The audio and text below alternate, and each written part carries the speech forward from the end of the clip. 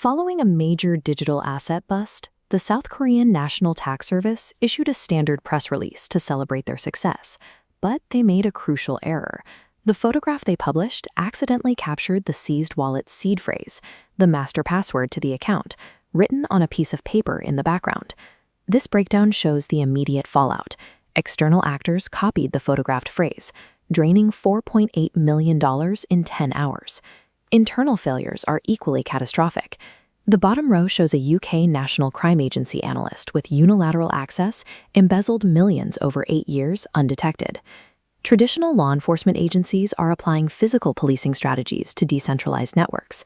When assets can be stolen remotely by anyone with an internet connection or quietly siphoned by a single corrupt official, analog security measures completely collapse. The logic of physical evidence is straightforward. Officers seize physical cash, weapons, or contraband, tag it, and lock it inside a guarded room.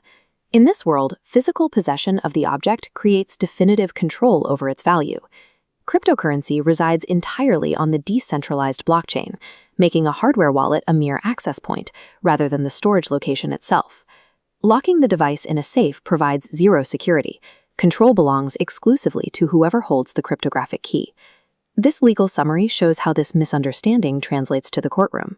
When prosecutors classify virtual tokens as physical evidence, judges consistently throw the cases out. Here, 5 out of 7 asset arrests were canceled because digital data isn't a physical thing. Trying to force cryptocurrency into 20th century definitions of property guarantees failure on both fronts. The state loses the asset to hackers in the evidence room, and they lose the legal authority to hold it in the courtroom. To successfully secure a digital asset, investigators have to stop treating it like a physical object and start treating it like a complex financial instrument. Looking at this court data from Ukraine, we see the results of that exact legal pivot. By completely abandoning the physical evidence argument and reclassifying the seizure requests under specific financial categories, like special confiscation or restitution, prosecutors achieved a stable practice with zero cancellations by judges. Before law enforcement can lock down a digital token on a server, they must first translate the asset into the correct legal language for the presiding judge. This operational protocol highlights the new fixation standard during active raids.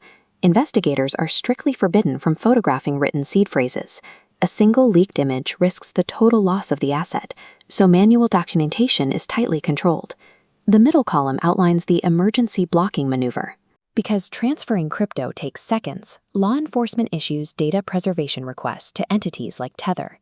This blacklists the suspect's wallet address at the smart contract level, executing a freeze without a court order. Once the funds are frozen, the de-anonymization phase begins. Agents run the frozen on-chain transactions through specialized portals, like Codex, mapping the cryptographic hashes back to real-world IP addresses and verified customer identities. These digital tactics, strict information hygiene, instant contract-level blacklisting, and rapid data mapping, form the modern playbook. It is the cryptographic equivalent of bagging and tagging a crime scene. Once the asset is legally seized and effectively frozen, the state faces a massive logistical problem.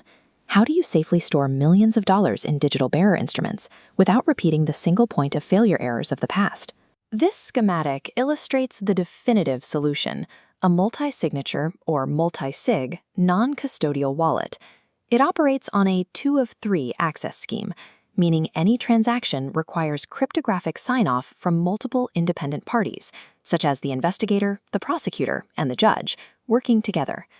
On the left side of this technical breakdown, we see the underlying cryptography.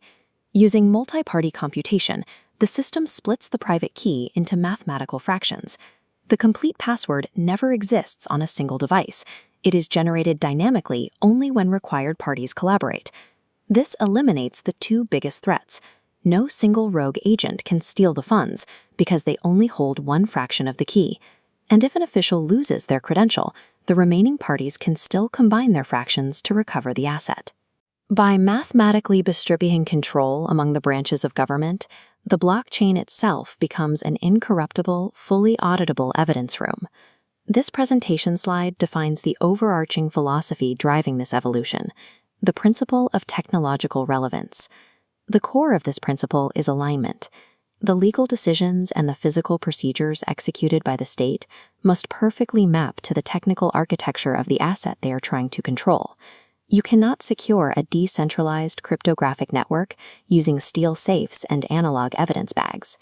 Cryptographically distributed legal access has become the mandatory baseline for policing a world where finance and crime are increasingly digital.